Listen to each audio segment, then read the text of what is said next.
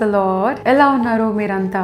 చాలా రోజుల తర్వాత తిరిగి మనం డైలీ బ్రెడ్ తో మీ ఇంటికి రావటము చాలా సంతోషంగా ఉంది. ఈ రోజు మనము మాట్లాడుకోబోయే ఒక ప్రత్యేకమైన టాపిక్, చాలా కాంట్రవర్షియల్ గా ఎన్నో సంవత్సరాల నుంచి ఈ టాపిక్ తీసుకొని, ఈ వర్డ్ ని తీసుకొని ఎంతో మందిని క్రిటిసైజ్ చేయటము, ఎంతో మందిని తక్కువ చూపు చూడటము చేస్తున్న వర్డ్ ని ఈ రోజు మనము లోతుగా మనం తెలుసుకోబోతున్నాము. ప్రొవర్బ్స్ చాప్టర్ 31 వర్స్ 30, సామెతల గ్రంథము 31వ అధ్యాయము 30వ వచనం నుంచి. అందం మోసకరము, సౌందర్యము వ్యర్థము, యెహోవా యందు భయభక్తులు కలిగిన స్త్రీ కొనియాడబడును.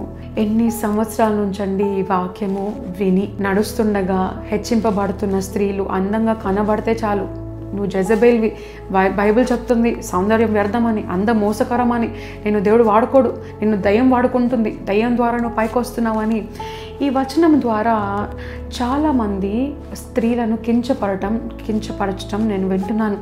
అంతెందుకండి, నేనే ఒక ఉదాహరణ. యవ్వన వయసులో నేను వాడబడుతున్నప్పుడు, దేవుని చేతిలో గొప్పగా బహుగా వాడబడుతున్నప్పుడు ఎంతోమంది సంఘంలో జెలసీ కలిగిన వారందరూ కూడా, నువ్వు దేవుని చేత కాదు సాతాన్ చేత వాడబడుతున్నావు, జెజబేల్వి అంటూ ఈ వాక్యాన్ని తీసుకొని కించపరిచేవారు. కానీ ఈరోజు నిజమైన అర్థము, దాని అర్థం ఏంటో మనం చూద్దాం. మొట్టమొదటిగా మీకు చెప్పాల్సింది ఒకటండి, జెజబేల్ అందంగా ఉంటుందని ఎవరు చెప్పారు? జెజబేల్ అందంగా ఉంటుందని బైబిల్ చెప్పిందా?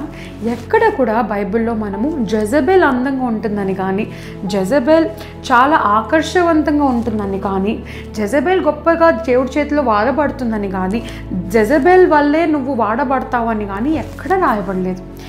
దానికి ఆపోజిట్గా మనం చూస్తాము, శారా మన Abraham wife, the most beautiful woman అని రాసుంటుంది. ఎస్తేర్ దేవుని కుమార్తె, బ్యూటిఫుల్ ఉమెన్ అని రాసుంటుంది. David the most handsome and rugged man అని రాసుంటుంది. Saul in the Bible the most attractive man అని రాసుంటుంది. Bathsheba is most attractive woman అని రాసుంటుంది. దేవుని పిల్లలు అందరూ కూడా బైబిల్లో ప్రత్యేకంగా అట్రాక్టివ్, బ్యూటిఫుల్ అని వారికి ప్రత్యేకమైన ఒక డెఫినేషన్ ఇవ్వటం జరిగింది. వీళ్ళందరూ దేవుని పిల్లలు కాదా జెజబేల్ చేత బాధపడుతున్నట్ట? దీని అర్థము, ఈ వాక్యానికి అర్థం అసలు అందాన్ని హెచ్చిస్తూ కాదు, కానీ ఆ హృదయము, అందమైన హృదయము దేవుడు కోరుకుంటాడు. అలాంటి అందమైన గాడ్లీ క్యారెక్టర్ని దేవుడు హెచ్చిస్తూ ఆశీర్వదిస్తాడు.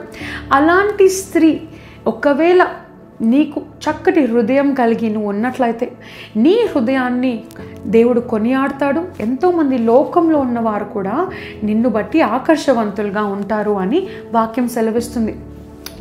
అందంగా ఉన్న ప్రతి ఒక్కరు మంచి వాళ్ళని కాదు, అందం లేని వాళ్ళందరూ గొప్ప వాళ్ళని కాదు. ఇక్కడ దేవుడు మాట్లాడుతున్నాడు, అందము దేవుని సృష్టించిన ఒక ప్రత్యేకమైన బ్యూటిఫుల్ క్రియేషన్. మనం ఇప్పుడు లోకంలో ఏదైనా సరే అందంగా ఉంటేనే చూడాలని ఇష్టపడతాము. బ్యూటిఫుల్ వెకేషన్ కిందకి వెళ్తాము, బ్యూటిఫుల్ ట్రీస్ ఉంటాయి, బ్యూటిఫుల్ మౌంటైన్స్ ఉంటాయి. బ్యూటిఫుల్ అనే వర్డ్ని మనము ప్రతి స్టేట్లో వాడతాము, ప్రతి స్టేట్మెంట్లో వాడతాము, మన జీవితంలో ప్రతి సిచ్యువేషన్లో వాడతాము. మన జీవితం అందంగా చేసుకోవాలని, మనం ఒక బ్యూటిఫుల్ లైఫ్ జీవించాలని, క్వాలిటీ లైఫ్, ఇవన్నిటికీ బ్యూటిఫుల్ అనే వర్డ్ని మనం వాడతాము.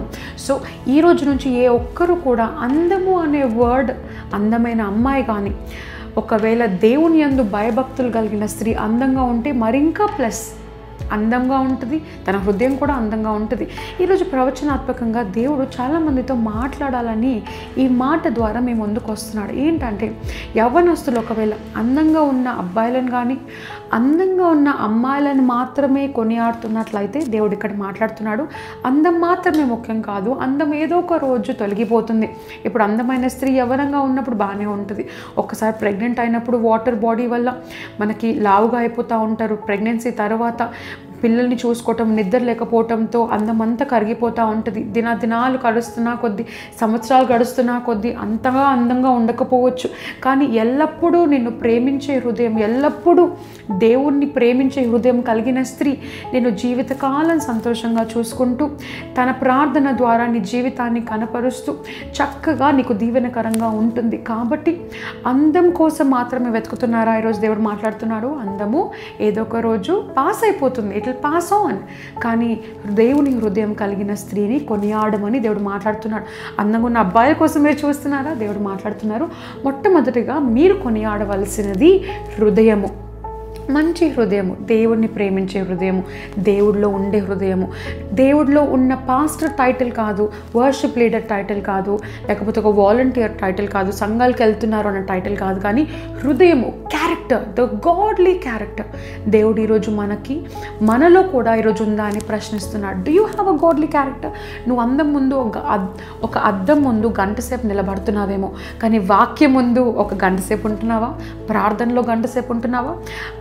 అద్దం ముందు చూసుకునే ఈ అందము కరిగిపోతుంది.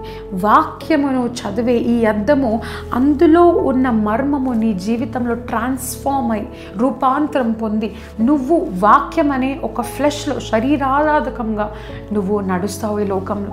So what a beautiful memory one more time to us. So సౌందర్యము వ్యర్థము, అందము మోసకరము. అందమైన స్త్రీలు, దేవుని హృదయం లేని వారు ఖచ్చితంగా మిమ్మల్ని మోసపరుస్తారు. అందం ద్వారానే నువ్వు రాంగ్ వేలోకి లీడ్ చేయగలిగేది ఒక స్త్రీకున్న సామర్థ్యం. సో అందమైన స్త్రీలు జోలికి మీరు వెళ్ళక, అందమైన స్త్రీలు మరియు దేవుని అందమైన హృదయం కలిగిన స్త్రీలు మీరు కొనియాడి మీ జీవితాన్ని బాగుపరచుకోవాలని ఈరోజు దేవుడు కోరుకుంటున్నాడు. సో ఈరోజు నుంచి మనం ఎవరిని జడ్జ్ చేయొద్దు. అందంగా సృష్టించింది దేవుడే.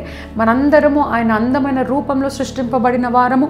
సో అందము మోసకరము అనేది ఈ దినదినాలు గడుస్తున్న కొద్దీ ఓల్డ్ అవుతామని ఒక మాటకి సాదృశ్యం తప్ప అందంగా ఉన్నవారు చెడ్డవారని కాదు. సో దయచేసి అందంగా ఉన్న మీరందరూ దేవుడి చేత రూపింపబడిన ప్రత్యేకమైన బిడ్డలు. సో దాన్ని బట్టి మీరు కొనియాడండి, దేవుడికి స్తోత్రం అర్పించుకోండి, దేవుడి యందు భయభక్తులు కలిగి సంతోషమైన జీవితం జీవించండి. అప్పుడు దేవుడు ఈరోజు మనకి వాగ్దానం చేస్తున్నాడు, అందరూ నిన్ను కొనియాడతారంట. నీకు దేవుడి యందును మనుషుల యందును దయను పుట్టిస్తాడంట. కళ్ళు మూసుకుందామా, ప్రార్థన చేసుకుందామా. ఈ ఉదయము మనము మొదలు పెట్టే ముందు, యేసయ్యా ఈ ఉదయ కాలము మాతో మాట్లాడిన ఈ చక్కని మాటను బట్టి నీకు స్తోత్రంలయ. ఎన్ని సంవత్సరాలు అందంగా ఉంటే చాలామంది తప్పుగా తీసుకొని జెజబేల్ అని మాట్లాడుతూ ఎన్నెన్నో మాటలు అన్న ఈ స్త్రీలను బట్టి ప్రభువా ఈరోజు నీ చేతికి అప్పచెప్తున్నాను. వారందరికీ నేర్పించిన మాటను బట్టి నీకు వందనాలు. యవ్వన బిడ్డైనా యవ్వన పురుషుడైనా ఎవరు అందంగా ఉన్నా అది నీ సృష్టి. నువ్వే వారిని అందంగా సృష్టించావయ్యా. జెజబేల్ నీ ఎక్కడ కూడా అందంగా ఉన్నావని రాయబడలేదు, కానీ నీ బిడ్డలు శారా, ఎస్తేర్, ప్రభువా బెత్షెబా వీరందరూ కూడా నీ బిడ్డలు వలె అందంగా ఉన్నారని నువ్వు రాసావు కనుక, దావీదు కూడా అందంగా ఉన్నారని రాసావు కనుక, ఇక్కడ యవ్వనంగా అందంగా ఉన్న వీరందరినీ బట్టి నీకు స్తోత్రాలు అర్పిస్తున్నాను. అందంగా సృష్టించావు.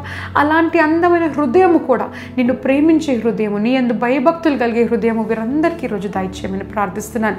ఈ రోజు నుంచి ఎవరిని జడ్జి చేయకుండా నీ ప్రేమలో కొనసాగుతూ ఇతరులను కూడా నీ ప్రేమలో నడిపించే బిడ్డలుగా మేమందరం ముందుటకు సహాయపడమని యేసే పరిశుద్ధ నామమున ప్రార్థిస్తున్నాము తండ్రి.